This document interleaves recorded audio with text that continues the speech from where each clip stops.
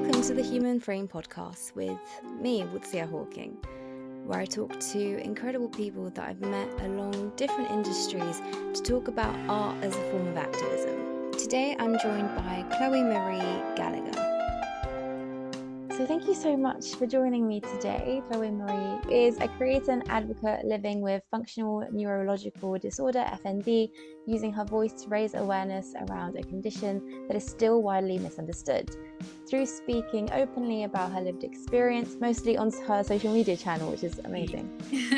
Chloe sheds light on the realities of navigating an unpredictable body, challenging stigma, and the importance of being heard and believed.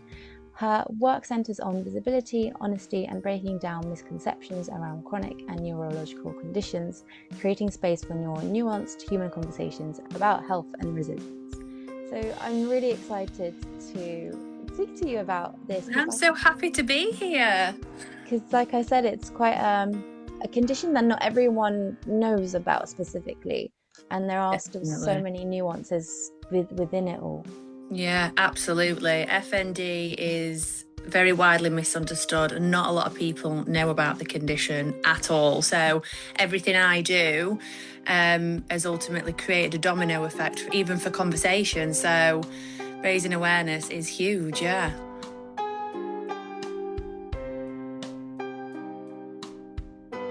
So let's get straight into the first question. Yeah.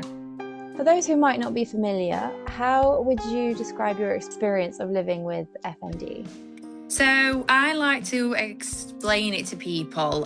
Functional neurological disorder is like having a nervous system that misfires rather than malfunction structurally. So from the outside, it can look quite confusing because symptoms can be extremely severe. For myself, I had sudden onset paralysis.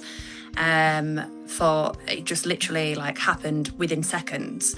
You can have seizures, speech difficulties, but they don't always show up on traditional scans. So it was absolutely terrifying having control of my body one day and then the next I didn't. I did learn that obviously FND has been present in my symptoms for many years. Being a result of complex PTSD, the patterns that I've found in my medical history do point to heightened symptoms around traumatic events, which did help me essentially understand the nature of the diagnosis in my case and accepting it. It also then helping me in my recovery, really. So I do kind of explain it. Sometimes it's explained like, a computer system. The computer frame itself is fine, the structure of it is fine, but the software inside is misfiring. So the signals from your brain to body are not communicating correctly, be that coordination and gait problems with walking stability, like I said, speech. I suffered really badly with cognitive problems, so I couldn't understand what people were saying to me. I couldn't communicate properly with people. But it also mimics the pain receptors in your body kind of get confused. So I had a lot of issues with potential kidney infections, things like that. And every time I went for tests, they were all completely clear. And I was absolutely mind blown because I was like, this is not possible. I'm very aware of this pain, to a point where I was hospitalized because I was in excruciating pain, but it wasn't there. But it was the miscommunication. My body had completely kind of shut down and didn't know how to tell me what to do, really. So, accepting the diagnosis and understanding that FND is very real, valid, and deeply connected to how the brain and body communicate. Living with it means learning a new language, your body's language, and you have to learn to respond with patience instead of fear. It's definitely challenging. Absolutely, it's terrifying, but it really has taught me, resilience in ways that I never expected.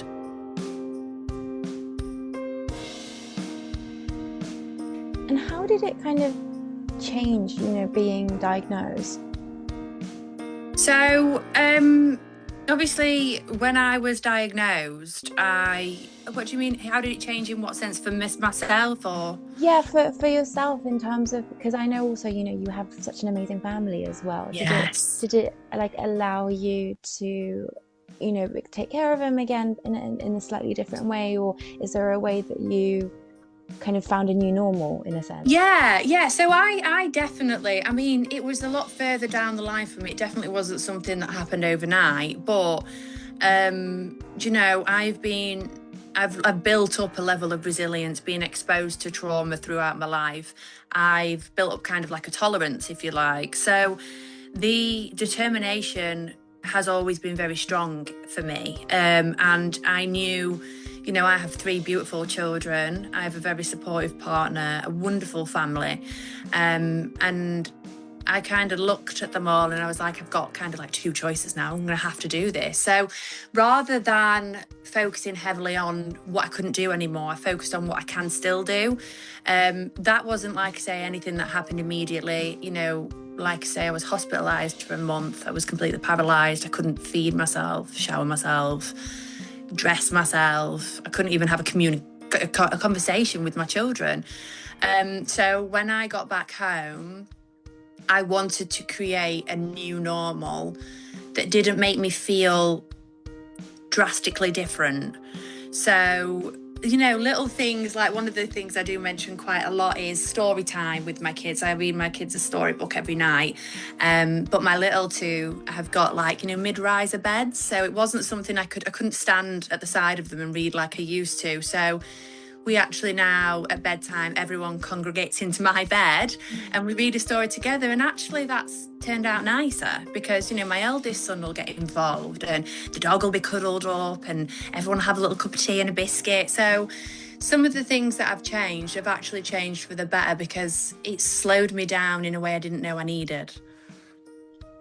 That sounds really sweet. Definitely something that can bring you closer together as well. Absolutely, yeah. It's definitely brought us all. I mean, I've always been very close to my family anyway, but like myself and my partner, we kind of joke and say that, we've lived through 60 years of relationship in the past 5 months, because he's had to literally shower me and feed me and cook my food up. And, he took on a lot of responsibility, taking the kids to and from school for me, had a lot of time off work. So there's been a huge sacrifice from my loved ones as well, which I'm forever grateful for.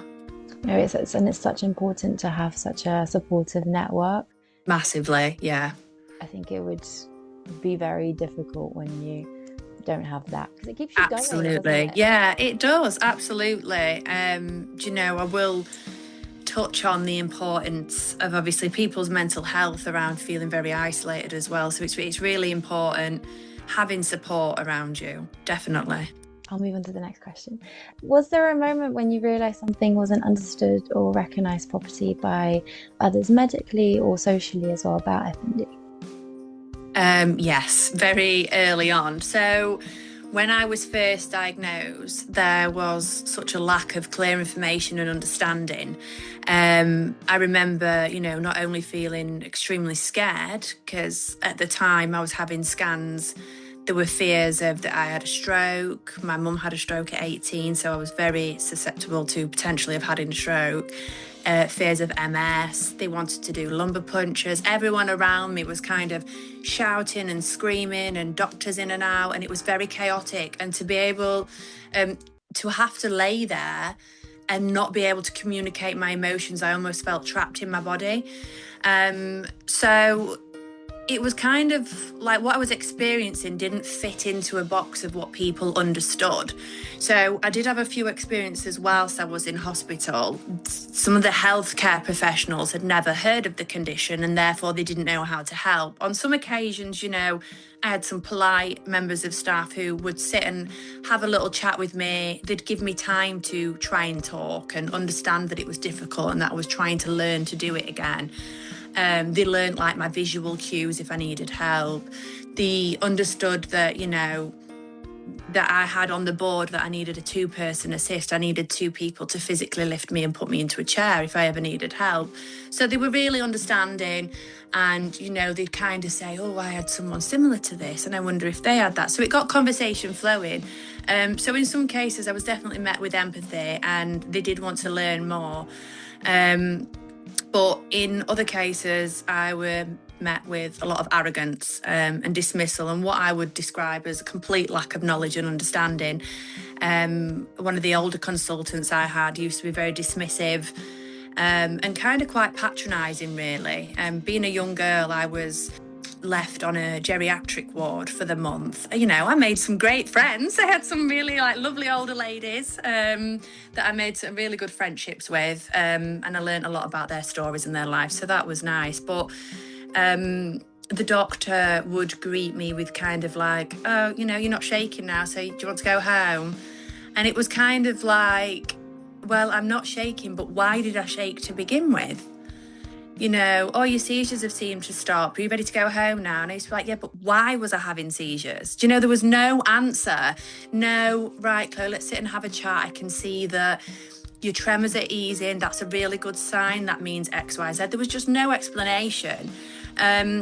So definitely sitting there was like a huge moment for me of confusion and isolation, which essentially sparked actually everything in me. So sitting in the hospital bed, I kind of realised if I felt this alone and this misunderstood, there must be so many other people out there that feel the same way. I'm quite, you know, in tune with medical conditions. I do a lot of research about stuff. I like to understand new conditions and ask people about them. So having not heard of FND, I was blown away. I was like, how have I never heard of this? So, you know, there are others out there without friends and family support and no one to turn to, which it chokes me up every time I think about it. It literally broke my heart because, you know, I was sat being cradled by my mum, and I'd have my children come in and fetch me colourings, and my friends would come and brush my hair and, you know, fetch me some nice perfume, or they'd bought me some lovely pyjamas, and my sister would come in with like my favourite milkshake. So I had people coming to see me that were uplifting my mood and giving me hope. So actually, whilst I was laid in the hospital bed and my mum was sat at the side of me, we created FND Together We Rise, which is a community interest company. We actually applied for the CIC whilst I was in bed. I couldn't physically speak to mum. I just kept nodding, and she didn't really know if I was nodding or tremoring, so she just went along with it. And I turned a moment of helplessness into purpose because I knew I had to do something about it. You know, it literally shows you that, you know, a lot of times when you go through something, it's when you can really see what needs to be done out there. Absolutely. It definitely, I like to describe it as aggressively determined. I'm aggressively determined because it's something that's extremely close to my heart and has made such a huge impact on my life through no fault of my own. And so, you know, I've reached out already and tried to help as many people as I physically can. And what kind of things do you offer and do?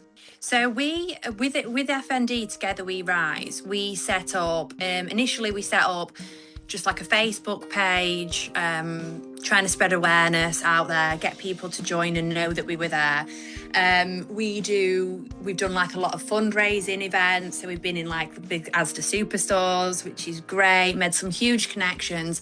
And now we have just recently on FND Awareness Day launched our online community space. So we use an app called School and have a space within that where we now offer weekly support group chats. So we actually held our first one last night.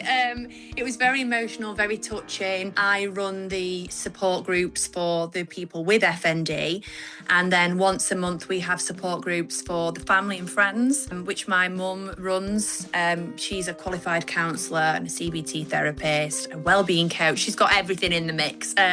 So she, and obviously her having supported me, she supports the friends and the family and the loved ones to help them, you know, offload, explain. You know, a lot of people don't know how to help someone with FND. They feel very helpless. they get a lot of anxiety and worry, especially, you know, we have a lot of mothers and fathers with younger children.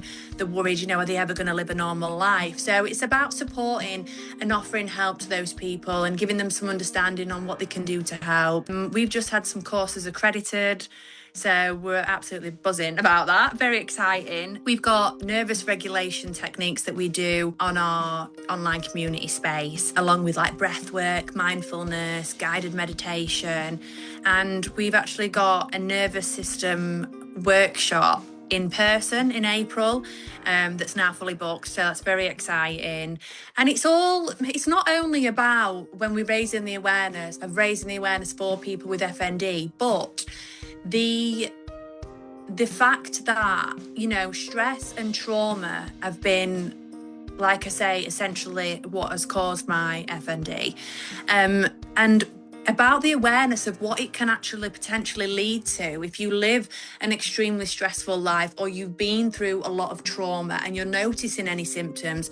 It's about potentially stopping that and preventing it from getting any further. If I'd have had knowledge, you know, 6 years ago about FND, I would have took action a lot quicker around addressing some things that I needed help with, because ultimately, you know, it's now led to this, so it was too late for me. So we're all about, you know, we raise awareness, support, and everything we've done, you know, we've gathered hundreds and hundreds of surveys of people and their real lived experience, and everything we've done and created is tailored to those specific needs. So it's about creating a space that is actually personable to people with FND, so they feel heard, they feel seen, they feel listened to, and they're in a space where it's safe. There's no judgment. You know, you can actually go in and say, oh, you know, I've done this today, and someone's not going to say, oh, well, you were fine yesterday. Do you know? And they can. It's about being met with an understanding. A lot of people have said to us, you know, it's great having supportive family and it's amazing having supportive friends. But when you are going through it and like really going through it, having someone who truly understands what it feels like mentally, physically, how it affects your day, your relationships, how it affects every aspect of your life, having someone truly understand, like to their core, what it feels like, just fills a void that you wouldn't understand. Like it almost creates like a passion in yourself to kind of be like, oh, there is someone like me, I'm not making it up, you know, and it gives you a sense of hope. Yeah, because it's the difference between, you know, I feel like sympathy and empathy. I mean, even with empathy, you know, you can always step in someone else's shoes, but with your own socks on, in a way. Yeah, absolutely. I love that saying. That's great. Always, yeah. You know, through your own experiences, because you will never be able to, you know, fully understand unless you fully experience the same thing, right? Exactly. Yeah, absolutely. And, you know, I'm a huge empath. You know, I will not just climb down the well with the people. I'll get right to the bottom and throw myself in. So having somewhere, you know, even for me, having our first online support group was completely different to, you know, sharing my experiences via social media, because I'd have the odd few people jump in, but not everyone feels safe to explain in that space. So having somewhere that was secured, you know, we have community guidelines, it's very confidential, it's very respectful, and, you know, everyone seemed to really enjoy it. So I'm very excited to hopefully, you know, the point of us is trying to get as many people to know that we are here. Awareness and visibility is very difficult. So getting people to know that we're there can bring, you know, support that they need.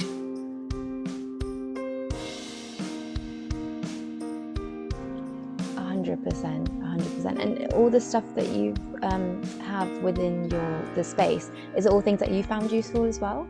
Yeah, absolutely. So prior to my diagnosis, obviously with my mum being like a wellbeing coach, myself and my sister have always been very brought up with like mindfulness, a lot of grounding.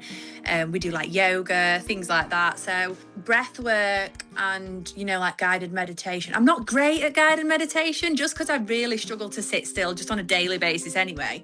No pun intended.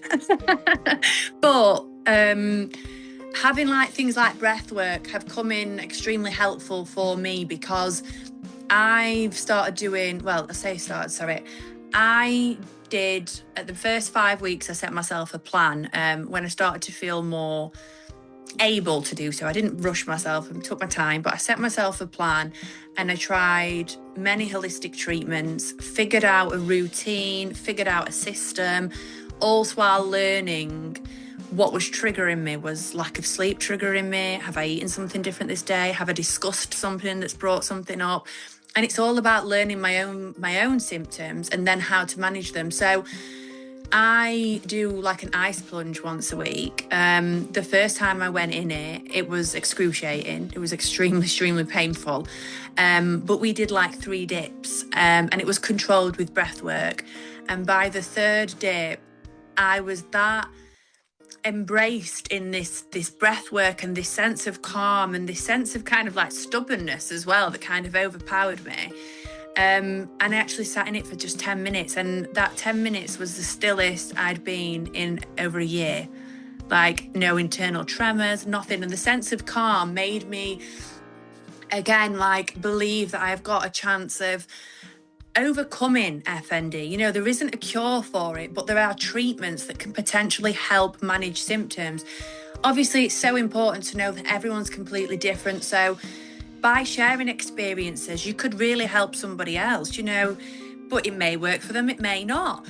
But having knowledge and knowing that they're out there is something that, like, it's not, when you leave the hospital, you kind of just told you've got FND. A lot of people are given a leaflet or a website. No kind of background of these kind of things will help. It's all about your nervous system. We need to regulate it. We need to do this. We need to do that. There's just nothing. So, that's why it's so important for us to let people know. For me, it comes very naturally to do breath work. When I feel stressed and overwhelmed, I'm like, right, I need to kind of ground myself here. I need to have a minute. It's shoes, socks off, outside, fresh air, grounding, breath work, relaxing, doing things for self-care. It comes very naturally to me, but for others, it doesn't. And so letting people know that there is stuff out there that could help is hugely important. I mean, completely. And, I think people underestimate breath work and all of that kind of stuff. Like, oh, yeah. It's useful for this, but it's also useful for so many different things, and they ground it. My mum's a psychologist as well, CBT therapist, yeah, funnily enough. Yeah, so, yeah, like, we've been brought up in the right stuff, yeah. Yeah, and I feel like, it can do so much just to be in your body and listen to your body, and because you know what your body needs. Obviously, medical professionals will tell you other things. Yeah, absolutely. I mean, I do always say, if anyone ever asks me for advice, I always say, it's not medical advice that I'm giving you, and always check with your neurologist or your healthcare before trying any hot and cold therapies. With my neurologist, she's I don't think I could surprise her anymore. I think she just waits for me to tell her what I've done. She always seems like, nothing's going to stop you. So determined. So yeah, it's always essential. I mean, because things like factors of any other pre-existing conditions that people have got, ages, I've had parents with children as young as 8 that have got FND. So obviously I wouldn't advise to, dip your 8-year-old in an ice plunge bath. They're not going to experience that in the same way as, an adult would or an older.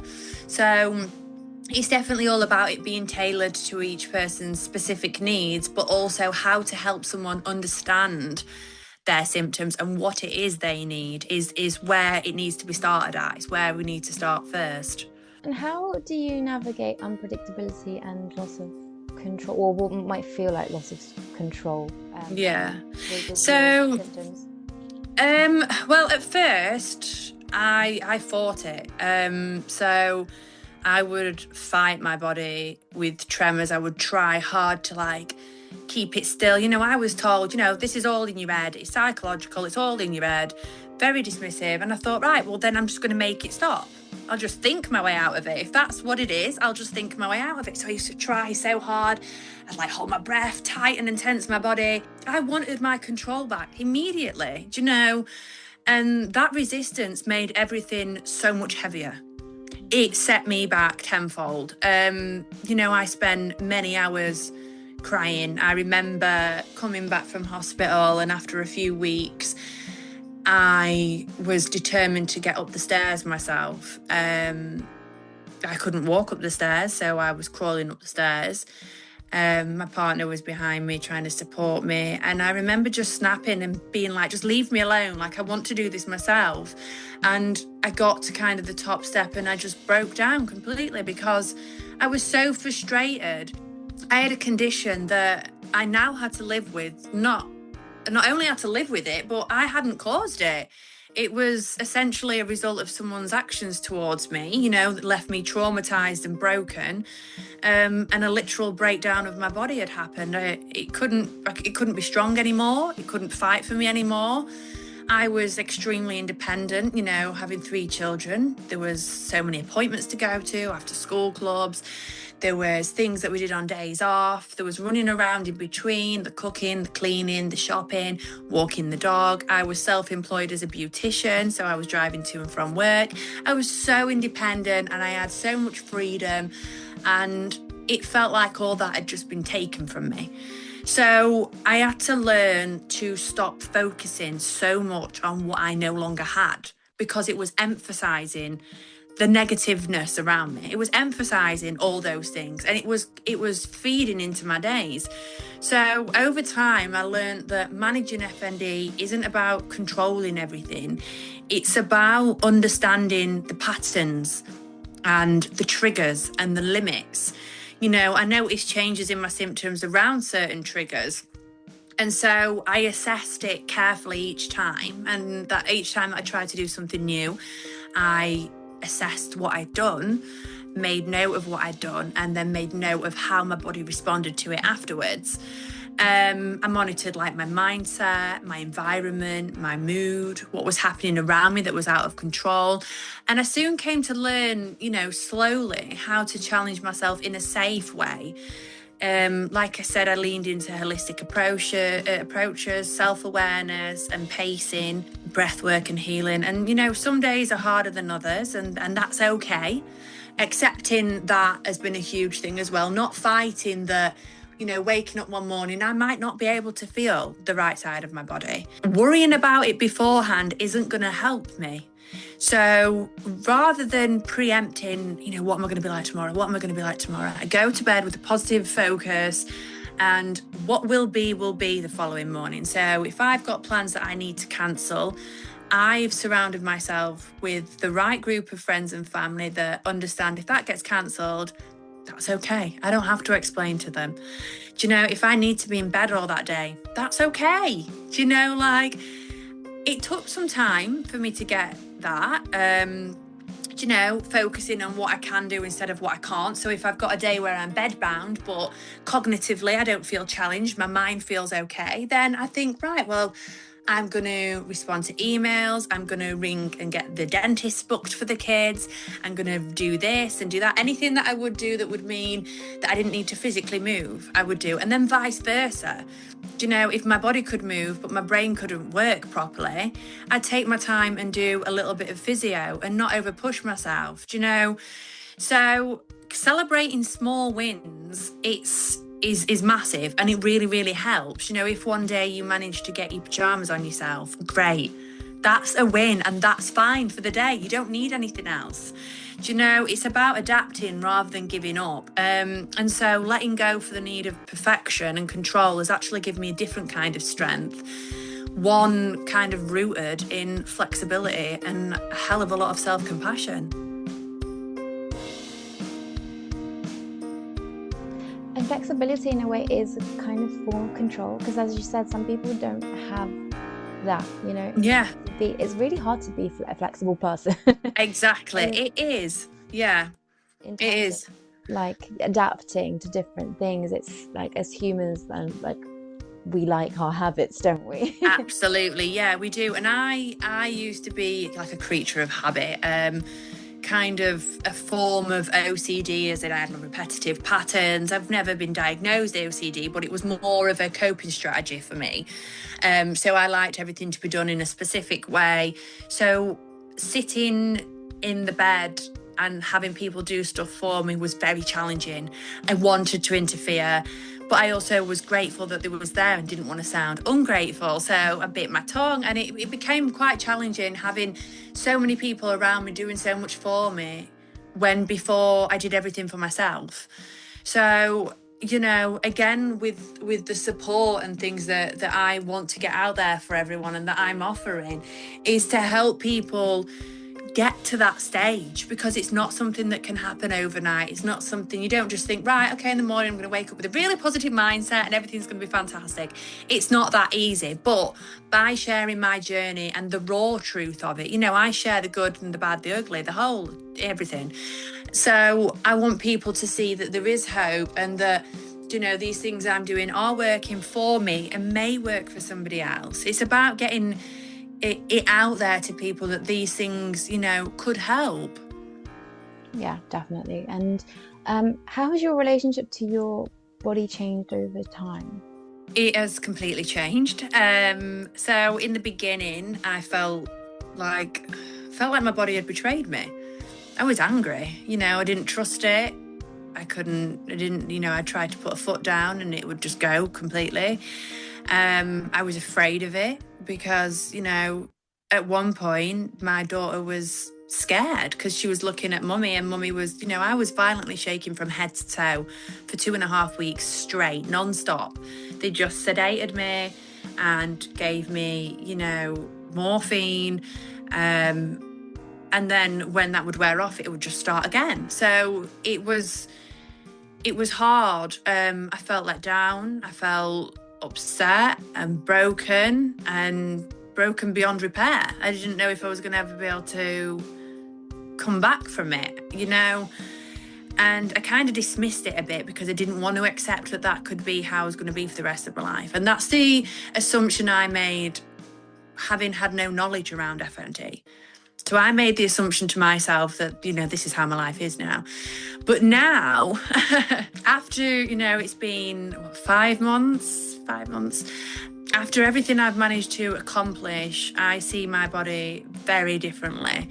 Do you know, I had the pleasure of attending London Fashion Week. We really enjoyed that. It was very, very fun. I mean, amazing. The fact that because I remember you turning next to me and saying, I was paralysed like in November, and I just thought, but you're walking so amazing. You're walking better than I am in heels.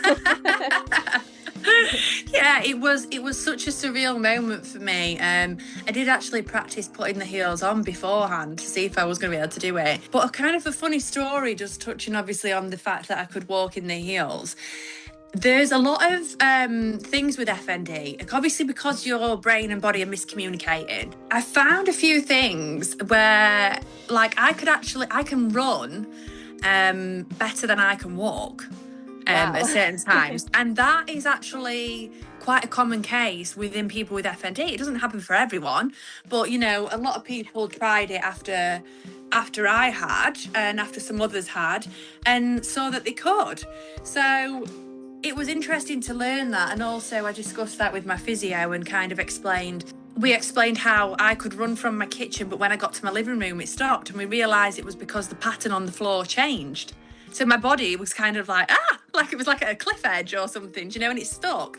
So there's all these different techniques as to how you can kind of, essentially, it's about distracting as well, but not distracting in a dismissive way. These symptoms are very, very real. It's about, I say a lot about, what's the word? Muscle memory.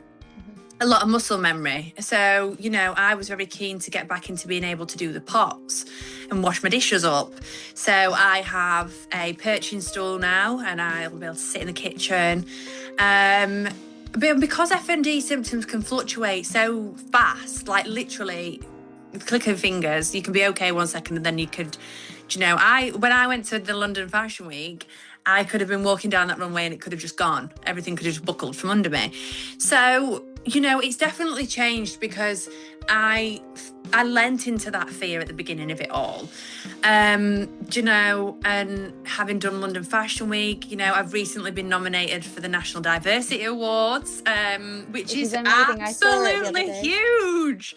Yeah. So obviously when I set out on my journey, I didn't set out for any form of recognition. I just wanted to help. So obviously, we've been able to create the online community space. We've arranged family fun days. We've got an FND meetup event in September for everyone to gather and connect. And, I've arranged all these fundraising events. I've raised money for awareness, doing things myself. I share my raw story online to hundreds of thousands of people, many who relate to my life. And so I've learned that actually I'm going to listen to my body instead of fighting it now. It's not broken. It's trying to communicate to me now. And that shift in my mindset has been huge. I feel like I am definitely stronger. And I'm a lot more grateful for the smaller things in life. I've developed a much deeper respect for my body and what it goes through, even on difficult days. And I try to meet it with kindness now rather than frustration. So my outlook has completely changed. Even within the 5 months, it's gone from fear and frustration to, kindness and compassion. Which is amazing, like I said, and congratulations on the you're nominated again. Thank you. I've got all my fingers crossed for you. Oh, thank you so much. But yeah, I also want to talk about more about your support as well, because I've been watching your videos quite a lot now, and one of my favorite relationships is with your grandparents. Yes, absolutely.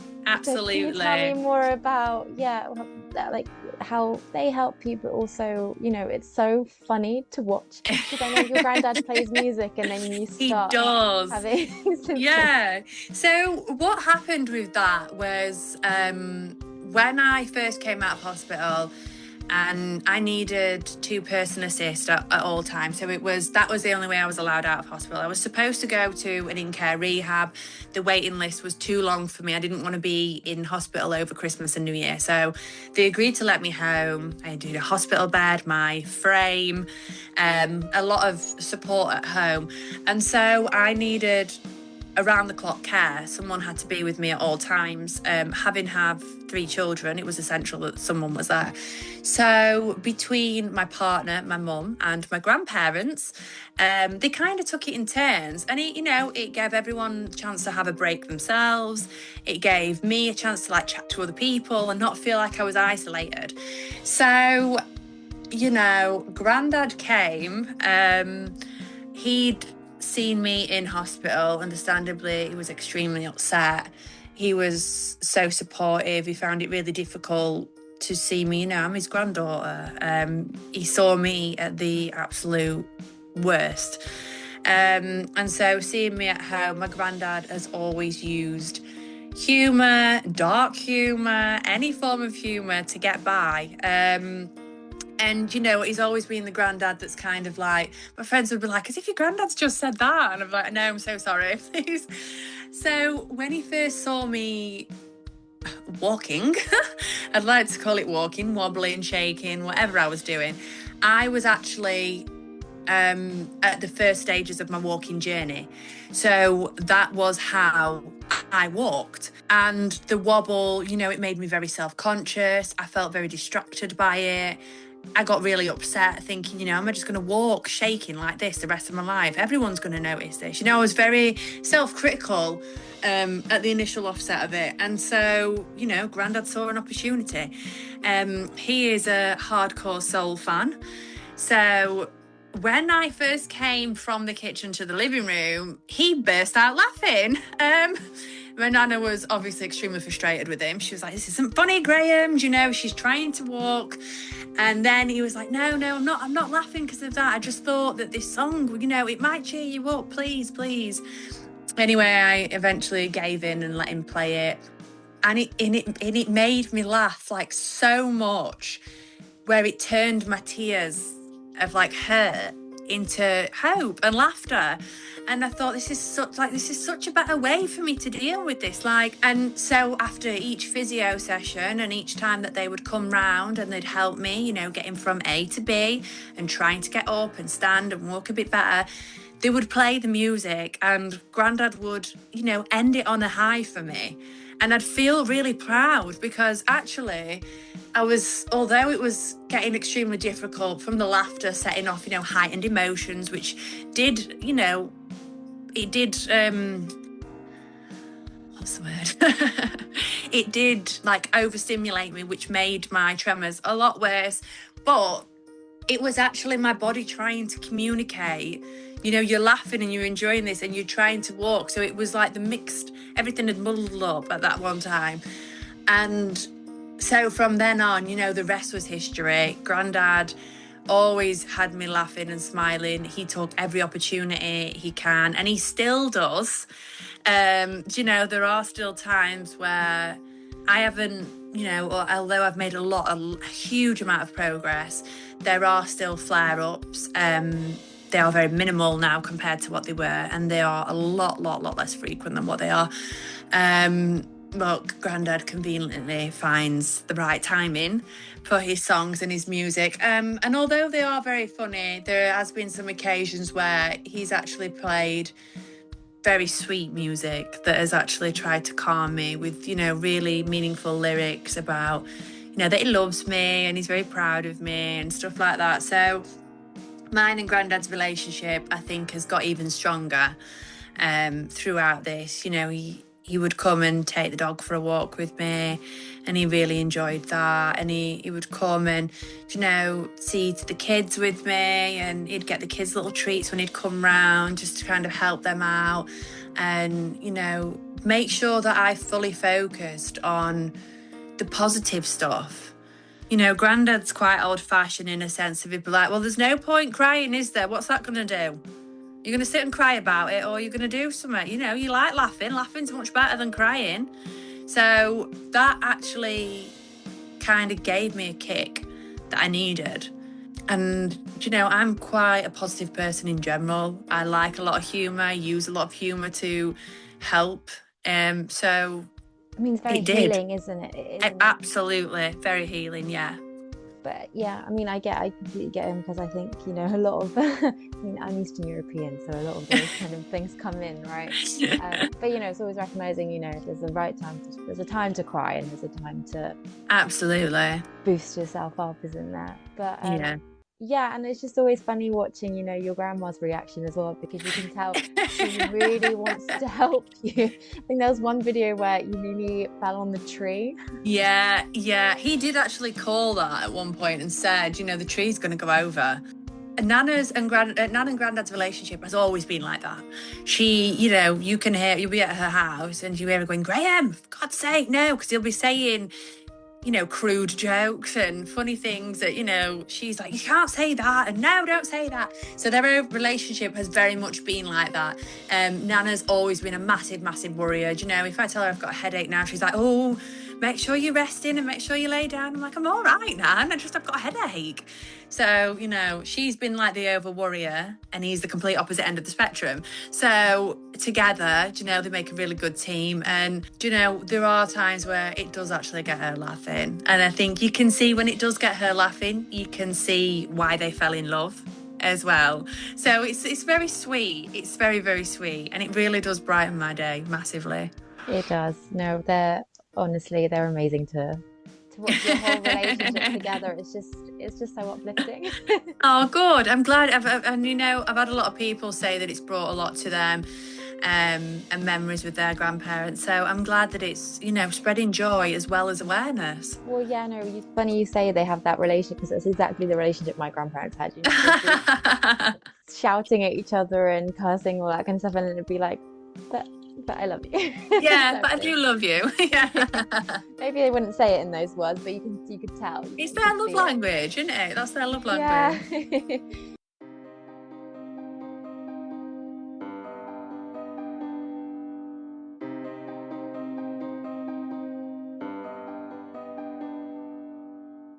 Cool. So let's move on to the next one. Do you still feel conditions like FND are represented in the media or public conversations? And if not, what is the thing that is missing? So I don't think FND is represented nearly enough. And when it is, it's often very misunderstood. So there's still a lot of stigma and outdated thinking around neurological conditions that don't have structural causes. You know, I've had many comments publicly when I'm out and about in a wheelchair. I mean, come on, like, you'd think people would have a better understanding nowadays. Sometimes I walk, not far, but, you know, again, it's part of my journey is to be doing these things out and about in public. And if I'm greeted with backlash, that can set me back. Me as a person, like I say, luckily I'm very tough-skinned. I don't take as much things to heart. But for someone who's potentially a lot more vulnerable and, you know, doesn't have the confidence to go out and may have only just attempted to go out, to be met with criticism can set them back massively. So like I say, obviously, sometimes I can walk. I mean, sometimes I can even run. Not very well, but I do try. But the need for my wheelchair and walking aids is for the distance and for the other invisible symptoms happening within my body. You know, nausea can be extremely difficult. I actually compared it to morning sickness in a pregnancy. It gets bad.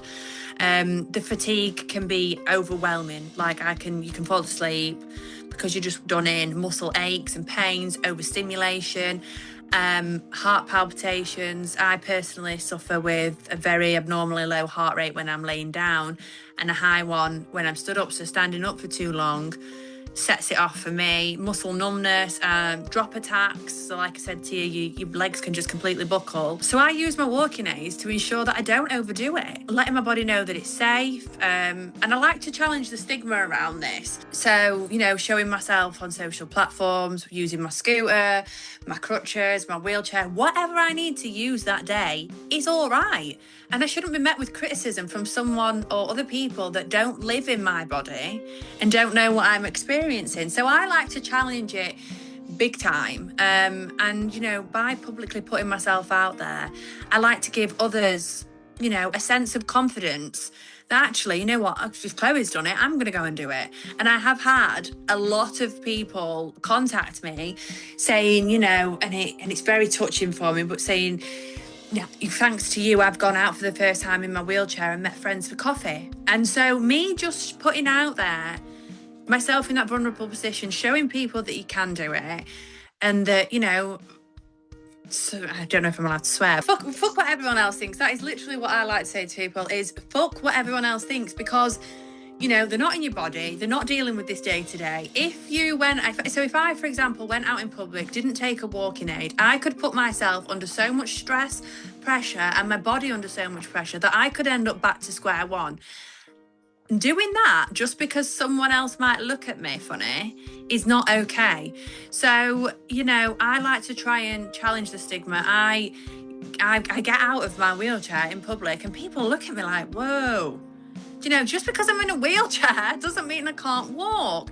So, you know, it's the raw truth of how fast FND changes. I've recently been on holiday for the first time. I wanted to see what it's like as an experience with the airports and the planes and things. And, you know, I felt fine up to getting through through to like the security checks, and I couldn't stand anymore. So I had to get in my wheelchair because of all the other factors and all the other invisible symptoms. You know, some days I could get myself dressed and some days I can't even feed myself. You know, I can't move my hands, so my partner will have to cut up my food and feed me. But that is how it is. And the lack of understanding can make other people feel as though they're not being believed. Like I say, I mean, I've got tough skin. I can fucking take it. I don't, you know, I like to challenge people that would say it's fake. But there are people who are extremely vulnerable, and comments of disbelief can be very sensitive to their mental health. So I think what is missing is, compassionate storytelling, real voices, lived experiences. People need to see that FND is not just in your head, in a dismissive sense. It's a complex neurological condition that deserves recognition and proper care, just like anything else. Yeah, no, you're completely. I relate in terms of my birthmarks, in terms of, people in summer stare at me, and they had this one lady on the tube. And it was hot. I was wearing a tank top, Yeah. I had birthmarks everywhere. And this woman just walked around me, like, she was older, but she was like staring down at me, like, what is that kind of thing? Yeah. God, that fucks me off so much. Because I'm quite confident with my birthmarks. Oh, yeah, that makes you feel like, I feel like a circus clown sometimes, Yeah, absolutely. I fully relate to that. I mean, like I say, a lot of time I use a lot of humour with things, and when I'm out and about, we'll kind of record my journey and see how I'm getting on with whatever it is I'm trying to do that day. But if I'm having a day where, it's not just tremors and it's fatigue, and I've had really bad insomnia and my palpitations are really bad, or I've had seizures, or, you don't know what's going on behind the scenes of that individual person. And so I think people need to be educated that, walking aids are not just there, but you don't have to just stay sat in a wheelchair. You should be able to do what is right for you at that time. So that's why I record these things of me getting in and out, to show people that it's all right. You need to do what is right for you on that day. I mean, I've had days where I have to use my wheelchair around the whole of downstairs. I have days where I can't even get out of bed, so I don't go downstairs at all. I have days where I can walk up the stairs, days where I have to crawl up the stairs, days where I have to stay downstairs. It literally changes from day to day, from hour to hour, and sometimes minute to minute. You don't know. So it's about, as well, like, some people, I think, the fear of backlash from being out in public and having dismissive comments could potentially put someone in a very dangerous situation. Do you know, if you're prone to having drop attacks and you're trying to show, oh, well, I'm not going to use that wheelchair because they'll look at me funny, or I'm not going to use that scooter, you could put yourself in a sense of danger, all for a comment from someone you do not know. You're not going to see again. Do you know, I have to have that mindset in order for me to live a somewhat normal life, be able to socialise, be able to attend events, be able to get myself out there, and not just within a group of friends and family that I'm close with and feel comfortable with, but in a further afield. Do you know, going on holiday, I had a lot of people staring at me because, I went to Egypt. There was people from all around the world, and I hugely struggled with the restaurant. I couldn't cope. I had my earpods, but I couldn't cope with the overstimulation. I could hear every knife and fork scratching and cutting, and it just felt like my head was going to explode. And so when I realised that it was getting far too much and we was going to go and sit outside, by the time I'd got up, I didn't have my wheelchair because we'd not gone very far into the thingy. It was outside, and I thought, when I got up, my whole body was going, and so people were staring, and all I wanted to do was kind of give them a leaflet and be like, this is what it is, let me educate you, but I couldn't speak. And so I think even them seeing me like that, they may see someone else like that, or they may come across something online and be like, oh, I saw that girl on holiday, I wonder if that's what do you know, and it creates conversation. So by putting myself out there, the awareness is getting out there one way or another, some way. It's funny sometimes how, people always think about how we're making other people feel, rather than what we need, and the fact that they need to respect exactly what's happening in your needs as well. And I think that happens absolutely quite often, whether, like, for me, for example, whenever I meet new groups of people, I don't wear short sleeve tops. I always wear longer sleeve, just because I don't want to scare people off or be like, oh, is it painful? Is it all that kind of stuff? Because I'm like, firstly, I can't be bothered to explain. Yeah, I can't be arsed to talk about it. Yeah, I know, I understand. I fully understand. So it's the need to start and explain it again, isn't it? Yeah, even though, it's on my hands as well, but it's in the sense of, like, it's just, I don't need to talk about it, and it just causes more problems. But sometimes you can't, and when it's boiling weather outside. Yeah, exactly. For example, when you're just, you know, a meter down the thing, it's, yeah, you know, we shouldn't have to think about what other people's opinions are, even though, you know, both of us are very confident in the things that we do live with, and all those kind of things. But it does get to you because we're still human, right? We're never going to fully be able to be, you know, the activist and the kind of absolutely frontline spokesperson. I agree. I do, you know, I'm very open and honest with people. I, you know, show the days where, you know, it's a result of whatever I've done, and I'm worn out and I'm wiped out, and that is, you know, that is the raw truth of FND. And, you know, many of the, like say yourself, it gets overwhelming, and I'm working very hard supporting my mental health at the moment. I like to, you know, let people know that that's nothing to be ashamed of at all. I speak openly on my online platforms about that. I've started to see a regular counsellor. I only see her once a month. The lady I used to see before, so I don't have to explain everything again. She's very aware of my situation, and I see her more for a reflection thing. I like to, you know, it's very easy for me to kind of say to people, right, you need to be proud of yourself and proud of what you've done, but I don't always practice what I preach. I'm not always as kind to myself. I can do it for other people. Oh, hands down, I could make sure you feel confident when you left this call. I'd be like, you got this, you know. But for me, I end up being a lot more self-critical. So noticing that was huge. That was the first step. And then making sure that I had the support for it. So, you know, I actively sought help, and she's helping me come to terms with, you know, like I said, the FND for me is a result of complex trauma. So my FND was caused by psychological trauma that has resulted in this lifelong condition through something that I haven't done. So trying to accept that has been very difficult.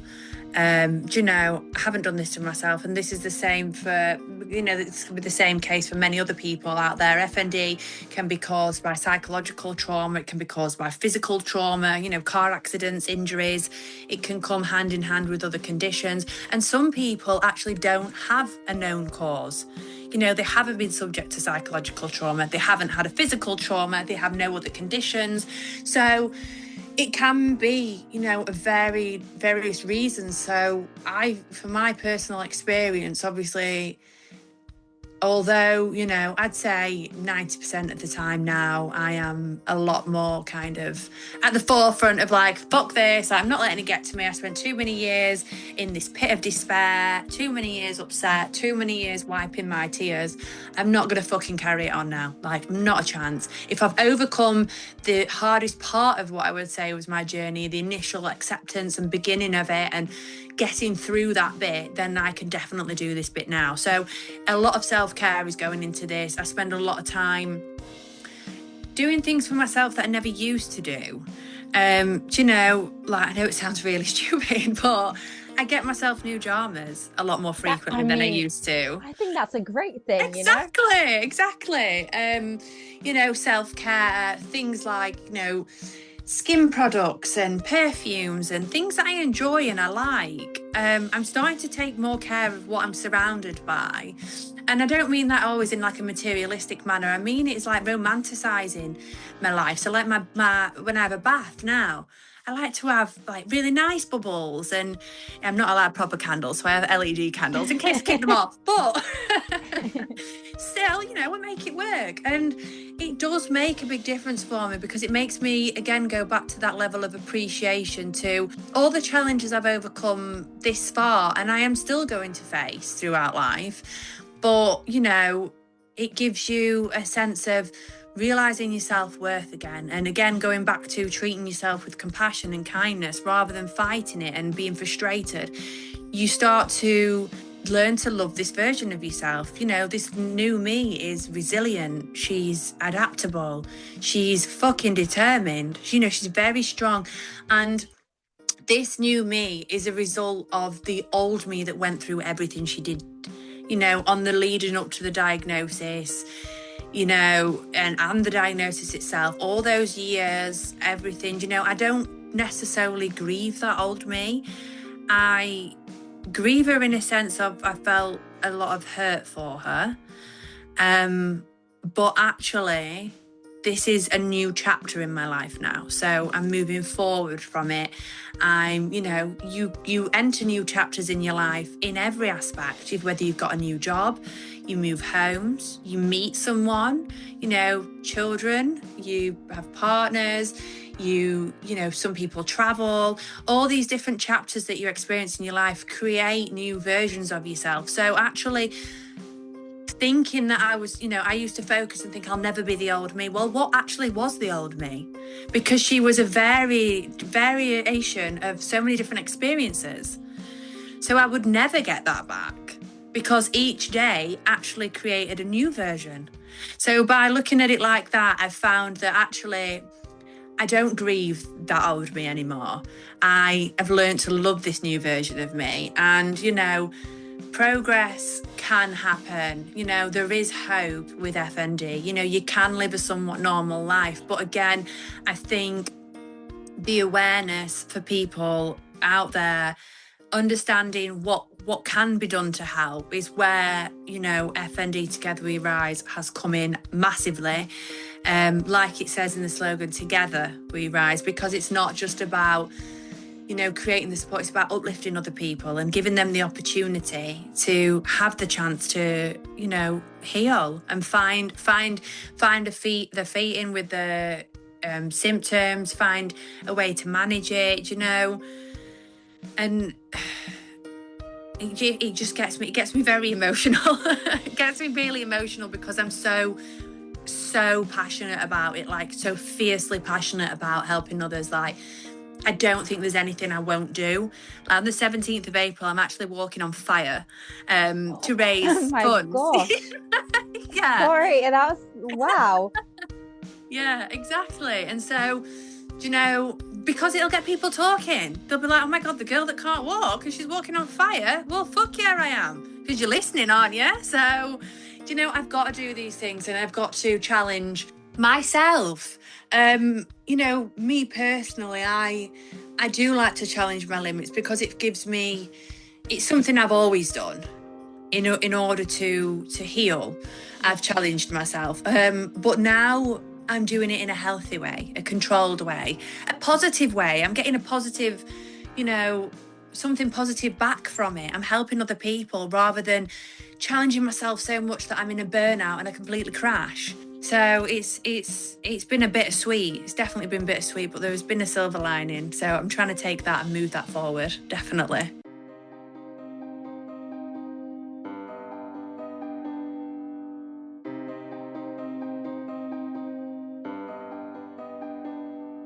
I mean, I think that's a great way to end on that note. But brilliant. Let me know how the Walking on Fire goes. I will. I've just put up it got put up the other day on our Facebook page. So we're starting to spread it. I'd like to try and raise at least £500, I think. So I'm just going to try and see if people would like to sponsor, the funds that we raise in the CIC. Obviously, we have nervous system regulation workshops, things like that. We've had to charge for the first one because we had to pay for all the things we needed, but we want them to be running for free. We've got a lot of things, everything wants to be done for free so that everyone can access it. We're reaching out into, I've got occupational therapists we're actually having meetings with because they want us to educate them on how to help their patients.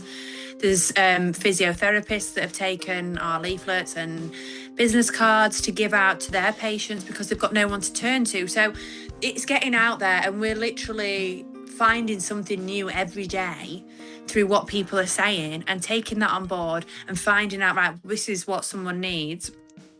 How can we help with that? What can we do? So, yeah, I think it's definitely very exciting because there's a lot coming up. I'm really looking forward to the future. And I just hope that, by putting myself out there, I help at least one person feel more comfortable in their body. Because they fucking deserve to. They shouldn't feel any less just because it's like this. They should feel like they are strong and empowered and they can achieve anything. Absolutely. Amazing. And as you said, writhing together. I love that. Absolutely. Great. Yeah, that is what we're all about.